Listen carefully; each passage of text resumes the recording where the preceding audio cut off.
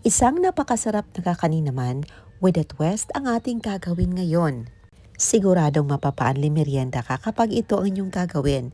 Tara, simulan na natin. So meron tayo ditong bagong harvest na cassava.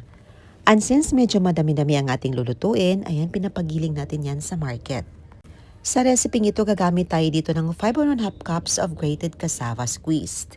Nag-add tayo ng 1 cup of sugar, 3 tablespoon of melted butter, and 1 can evaporated milk.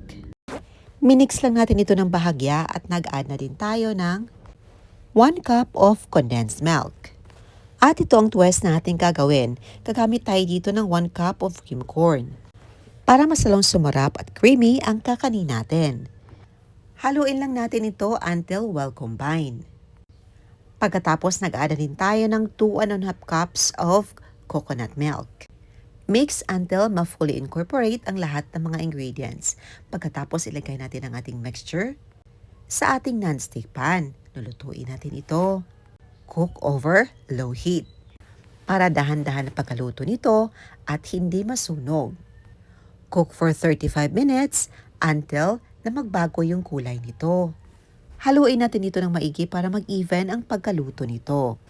At malaman natin na na-fully cook na ito kapag nagbago na ang kulay at naging makunat na.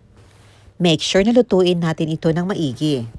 At may technique tayo dito para mag-even ang pagkaluto at hindi tayo mahihirapan sa pag-mix or paghalo. Hinahayaan ko lang ito for 1 minute on both sides at tinakpan ko para maluto naman ang kabilang bahagi.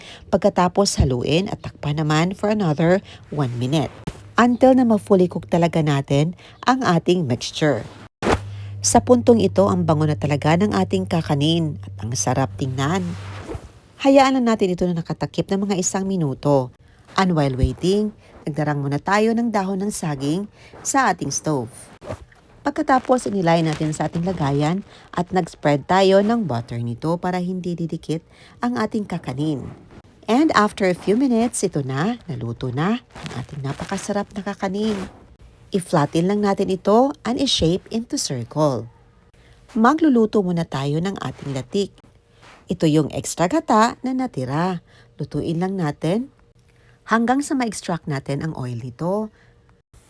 At dito in-slice natin ng bahagya ang ating kakanin. Pagkatapos, gagawa muna tayo ng caramel sauce as topping. At ito na po ang recipe natin. This is a mixture of muscovado sugar, water at saka cornstarch.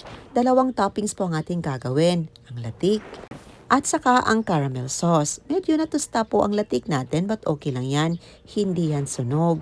Ang bet ko dito, yung caramel sauce dahil masalong pinasarap ang kakanin natin. At ito na po, ready to serve ng ating sweet corn cassava bibingka. Napakasarap at napaka-espesyal. The best ito sa paborito nyong black coffee or kung anumang inumin. Tara, iti-taste test na natin. Sakto lang talagang tamis sa tangkunat nito. At masalang pinag-creamy at linamnam sa sweet corn na nilagay natin. At ito namang aking awesome Kate, bet na bet talaga niya. At binalik-balikan pa. Paboritong-paborito talaga. Ayun lang po, salamat sa panunood. See you in my next vlog. God bless you all and stay safe everyone. Bye and enjoy.